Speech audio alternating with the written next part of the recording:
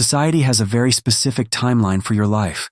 By 18, you're supposed to know what you want to do. By 22, you're supposed to have the degree. By 25, the career, the relationship, the trajectory. And if you don't hit those milestones, the silence from the world around you becomes deafening. You start to feel like a background character in someone else's success story. My name is David. At 24, I was officially a statistic. My startup had collapsed, my bank account was in the negatives, and my friends were all getting promotions while I moved back into my parents' basement. The shame wasn't just heavy, it was paralyzing. To pay off my debts, I took the only job that wouldn't require me to face anyone I knew, a night shift janitor at a massive commercial bank downtown. Every night from 11 p.m. to 7 a.m., I mopped the floors of people who made more money in an hour than I would make all year. I walked past their glass offices, looking at their awards, feeling a toxic mix of resentment and self-loathing. I told myself they were just luckier, smarter, built different. Until a rainy Tuesday night at exactly 3 a.m., I was cleaning the deep archives in the sub-basement, the private vaults where the bank's oldest clients kept papers from the last century.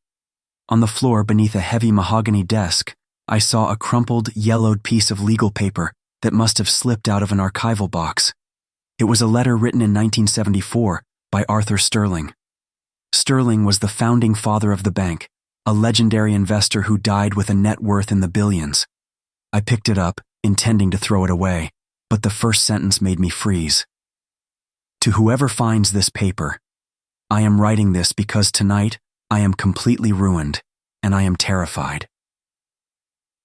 I sat down on the cold floor, the mop resting against my shoulder. The billionaire founding father of this empire was terrified? As I read on, the myth of Arthur Sterling disintegrated. He wrote the letter on the night his first 3 major business ventures had simultaneously gone bankrupt. He was 40 years old at the time. He had a family to feed, no savings left, and his peers were calling him a washed-up failure. He wrote, "The world wants you to believe that success is a straight line. They celebrate the destination, but they hide the map. And the map is entirely made of dead ends." Sterling explained something he called the illusion of the middle. When you start a journey, you have passion. When you reach the end, you have success. But the middle is a swamp. It's where your energy runs out, your resources dry up, and everyone forgets you exist. Most people don't fail because their ideas are bad.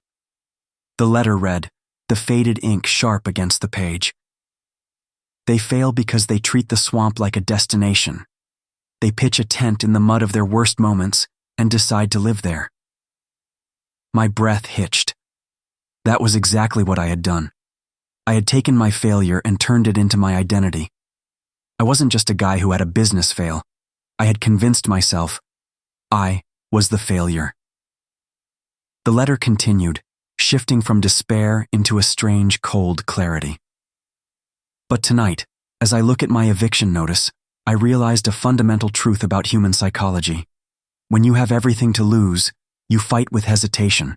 But when you have already lost everything, you are finally dangerous.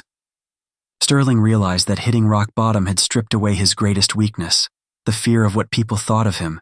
He had no reputation left to protect, no ego left to bruise. He was completely free to build without the weight of expectations. He used the final scraps of his credit to buy a failing logistics company, applying every single brutal lesson he had learned from his first 3 bankruptcies. That company became the foundation of a multi-billion-dollar banking ecosystem. The last paragraph of the letter was written in larger, heavier strokes. If you are reading this, and you are currently in the middle of your own swamp, do not dare pitch your tent. The world is watching to see if you will sit down. Don't give them the satisfaction. Stand up, keep moving, because the foundation built in the dark is the only one that can hold a palace. I sat in that dark sub-basement for a long time, staring at the paper. Then I carefully folded the letter, slid it into my pocket, and stood up. I didn't quit my job that night. I finished mopping the floors. But I didn't walk with my head down anymore. Every swipe of the mop wasn't a punishment. It was just the current step through the swamp. If you are watching this video and you feel like you're running out of time or like your mistakes have defined you, pull up your tent stakes. Your story didn't end when you fell down.